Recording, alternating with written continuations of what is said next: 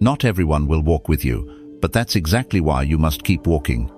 Do you dare to be alone? In a world obsessed with connection, teams, and constant validation, we've forgotten a brutal truth. The most powerful moments of your life will happen in solitude. No one can live for you, no one can carry your pain, and no one, absolutely no one, can face your inner fears for you. We're born alone, we die alone, and in between lies the silent battlefield where warriors are forged. The Stoic warrior knows this. Silence is power, solitude is strength, and the only true victory is the one over yourself. Lesson 1. Solitude is not a punishment, it's a weapon. We live in a world that's allergic to silence. People panic when their phone battery dies. They rush to fill every quiet moment with music, with scrolling, with noise. But there's a sacred space they're avoiding at all costs, being alone with their thoughts. And yet that space is where real strength is born. Solitude is not emptiness, it's training ground. It's the forge where your inner spirit is shaped and sharpened. And if you dare to enter it, truly enter it, you'll discover who you are when no one's watching. Marcus Aurelius once said, "Very little is needed to make a happy life. It is all within yourself." This wisdom came not from retreating from the world, but from seeing it clearly through the lens of quiet reflection. He ruled an empire surrounded by chaos, but his clarity came from solitude. He didn't run from it, he scheduled it, like training for battle. You don't need a monastery or mountaintop. Start with 5 minutes. 5 minutes in the morning. No music, no notifications, no agenda. Just sit, watch your thoughts, let them rise and fall like waves. You'll be tempted to grab your phone. Don't. Stay with yourself. That discomfort you feel, that's not weakness. That's resistance leaving your mind. Because silence doesn't weaken you, it refines you. The longer you stay in that stillness, the clearer your values become. You begin to hear your true voice, not the echoes of others' expectations. You begin to make decisions from conviction, not crowd approval. And eventually, you'll come to realize, you are not lonely, you are free. The Stoic warrior treats solitude like a sacred ritual, not something to escape, but something to protect. While the world chases connection for validation, the Stoic cultivates solitude for transformation. Because before you can lead others, love others, or even understand others, you must first confront yourself. And that confrontation happens alone. So tomorrow morning, don't reach for your phone, reach inward and listen. That's where the battle begins. Lesson 2. Immunity to opinions is the superpower of the 21st century. Here's a painful truth. Most of our anxiety doesn't come from reality, it comes from speculation. From the endless guessing game of, what will they think of me? So we adjust ourselves, we water down our dreams.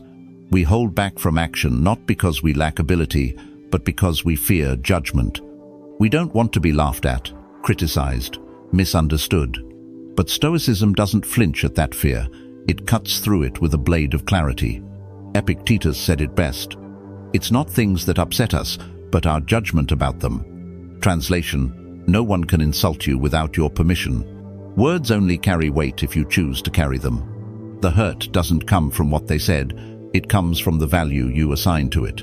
We live in a time where everyone has a megaphone, social media, opinions, unsolicited advice. And if you're not careful, you'll live your whole life as a performance for a faceless audience. But the Stoic warrior doesn't ask the crowd for approval, he grants himself permission. You cannot please everyone, and the moment you try, you lose yourself in the process. So here's the question. Who are you when no one's watching? What do you believe in when there's no applause, no validation, no likes? Because that version of you, that quiet, unfiltered self, that's who the world actually needs. Not the one who conforms, not the one who plays it safe, but the one who stands firm, rooted in principle, guided by internal values, not external praise. To practice this, start small. Wear the outfit that expresses you, even if others don't get it. Say the unpopular truth, even if it shakes the room. Chase that dream you've been silencing because it doesn't need their permission. Every time you choose authenticity over approval, you build a muscle, call it opinion immunity. It's not arrogance, it's clarity. It's the refusal to let your life be directed by people who don't live with your consequences. So today, ask yourself this simple but radical question. If no one ever saw what I did, what kind of life would I live? Answer that. Then go live it loudly, silently, freely, like a Stoic. Lesson 3. Self-reliance isn't selfish. It's the foundation of inner power. In a culture that constantly tells you to reach out, lean on others, and don't do it alone, there's an uncomfortable truth no one wants to say out loud. You must learn to carry your own weight. Not because others don't care, but because no one can walk your path for you. True strength isn't found in how many people you can depend on. It's in how few people you need to. Self-reliance doesn't mean isolation. It doesn't mean pushing people away or pretending you have no weakness. It means this. You've built yourself up so well from the inside that help becomes a choice, not a necessity. Think about the Stoic warrior. He doesn't wait to be rescued. He prepares for the storm before it hits. He trains his mind to stay calm when chaos rises. He learns to be his own anchor because the world won't always offer one. Ralph Waldo Emerson, deeply influenced by Stoicism, once wrote, "Nothing can bring you peace but yourself." And that's exactly what self-reliance brings peace. Not because life gets easier, but because you get stronger. Let's make this practical. Start by mastering the essentials of your own life. Cook your own meals not just for survival, but as a ritual of independence. Manage your money because no one else will budget your freedom. Handle your emotions not by suppressing them, but by learning from them. Build your body because a strong vessel houses a strong mind. Think for yourself, read, question, reflect. Don't outsource your beliefs. But there's one more level: spiritual self-reliance. That's when you stop searching for meaning in what others say and begin to discover it within. You stop waiting for someone to tell you who you are. You look in the mirror and say, "I decide that today." Because when you own your life fully, honestly, you stop being a passenger in your story. You become the author. So ask yourself, where in my life am I still waiting for someone else to show up, decide, or fix it? Find that place and take the wheel. The Stoic warrior doesn't reject help, but he never depends on it. He walks into the storm not hoping to be saved, but prepared to endure it. That's not selfish, that's sovereign. Lesson 4. Failure is your private university. Everyone wants success. No one wants failure. But what if failure is not the opposite of success, but the tuition you pay to earn it? The Stoic warrior doesn't just endure failure, he studies it. He treats every setback like a lesson plan. Because behind every mistake lies the blueprint of growth if you're brave enough to look. Thomas Edison, after thousands of failed experiments, said, "I didn't fail 1,000 times. I found 1,000 ways that didn't work." That's not just optimism, that's philosophical clarity. It's understanding that the road to mastery is paved with rejection, mistakes, embarrassment, and pain. But here's the catch. The most important part of failing happens alone. Not in front of the world, not while explaining yourself to others, but in the solitude afterward when all the noise fades and it's just you, the silence, and the truth. That's when the real work begins. The Stoic warrior performs what we call a failure audit. After every defeat, he asks, what part of this did I control? What part was beyond me? What pattern do I keep repeating? What muscle did this failure just strengthen? He doesn't spiral into shame, he studies himself. Marcus Aurelius wrote, "The impediment to action advances action. What stands in the way becomes the way." He wasn't being poetic, he was being tactical. Every obstacle is an instructor. Every mistake is a message. Every failure is feedback coded in discomfort. But most people never hear it because they're too busy escaping the pain. They reach for distractions, blame others, pretend it never happened. The Stoic warrior does the opposite. He sits down, he writes, he reflects, he gets painfully honest. Not because he enjoys suffering, but because he knows that unexamined failure is wasted failure. And when you do this long enough, something amazing happens. You become anti-fragile. You don't just survive failure, you improve because of it.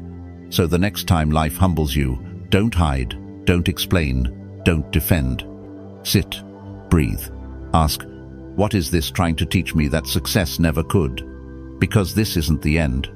It's enrollment. And the Stoic warrior never drops out. Lesson 5. Build your inner fortress.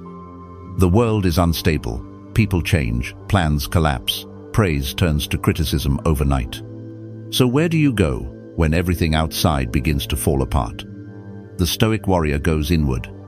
He doesn't retreat into denial, he retreats into discipline. He doesn't escape reality, he anchors deeper into it.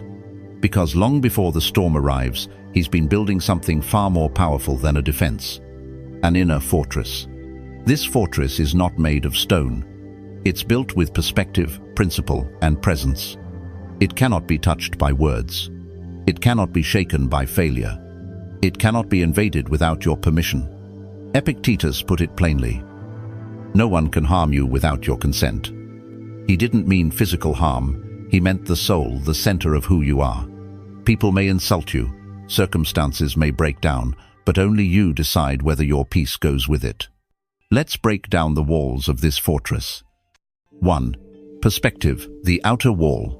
When someone offends you, you remember, their words reflect them, not you. When plans fall apart, you remind yourself, this too shall pass. You zoom out, you see the bigger picture. You don't let small things steal your large peace. 2. Principles, the foundation. You live by values that don't shift with popular opinion. Honesty, discipline, courage, stillness. These aren't rules, they're anchors. When the crowd changes direction, you stay centered. 3. Presence, the inner sanctuary. This is where you return when the world gets too loud. Not to escape, but to remember, I am not my job, not my possessions, not my achievements. I am the stillness beneath it all. That's the fortress. And like any fortress, it must be maintained. Every time you choose your response instead of reacting, you reinforce its walls. Every time you hold your ground when it would be easier to fold, you deepen its roots. Every time you protect your peace from drama, chaos, or distraction, you become untouchable. Not cold, not distant, but sovereign. Because the Stoic warrior doesn't isolate himself to avoid life. He strengthens himself to engage with life on his own terms. So ask yourself today, where am I letting the outside world invade my peace? Identify it, then begin building, brick by brick, breath by breath. The stronger your inner fortress becomes, the less the world can control you, and the more you can serve it from a place of strength. Lesson 6. The courage to disappoint others. You're not here to be liked. You're here to be true. But somewhere along the way, we traded truth for approval. We started measuring our worth by how comfortable others feel around us. And in doing so, we became strangers to ourselves. The Stoic warrior rejects this trade. He understands a painful truth. Sometimes, staying true to yourself means disappointing others. And that's okay. In fact, it's necessary. You're not selfish because you set boundaries. You're not heartless because you say no. You're not arrogant because you choose your own path. You're just awake. Most people say yes when they mean no. They overcommit, overgive, overcompensate because they fear disapproval more than regret. They want to be liked more than they want to be free. But ask yourself, what's the cost of that approval? Your time? Your energy? Your peace of mind? Is that really a fair price for being liked? Aristotle once said, to avoid criticism, say nothing, do nothing, be nothing. The Stoic warrior would rather be criticized for standing tall than applauded for disappearing. This is what I call strategic disappointment. It means having the wisdom to know which expectations you must let go of, even if it ruffles feathers. Because if you try to please everyone, you betray the one person who matters most, yourself. Here's the paradox. People may not always like you for being authentic, but they'll respect you.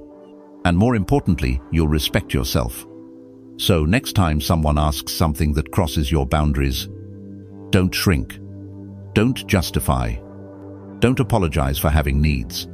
Instead, pause, breathe, and say, I appreciate that, but it doesn't align with where I'm heading right now. That's not rejection, that's leadership. Because when you're willing to disappoint someone else to stay true to your values, you're not being difficult, you're being disciplined. The Stoic warrior doesn't go to war with people. He simply stops living a life designed by others.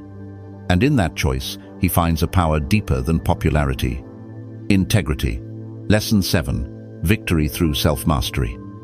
In a world obsessed with domination, more power, more followers, more applause, there's one battle most never even enter. The battle within. But the Stoic warrior knows the only victory that truly matters is the one over yourself. Anyone can conquer others, but to conquer your impulses, your anger, your fear, that's real strength. That's the kind of victory no one can hand you and no one can take away. Lao Tzu said, "He who conquers others is strong, he who conquers himself is mighty." That might isn't loud. It doesn't show off. It walks quietly, calm, focused, unshakable. Because true power isn't about controlling the outside world, it's about mastering your inner world. So what is self-mastery? It's when you stop being a slave to moods, cravings, and ego. It's when you choose how to respond rather than being pulled like a puppet by your emotions. It's when you get cut off in traffic but choose peace over rage. You face rejection but stand firm instead of crumbling. You feel temptation but act from principle, not impulse.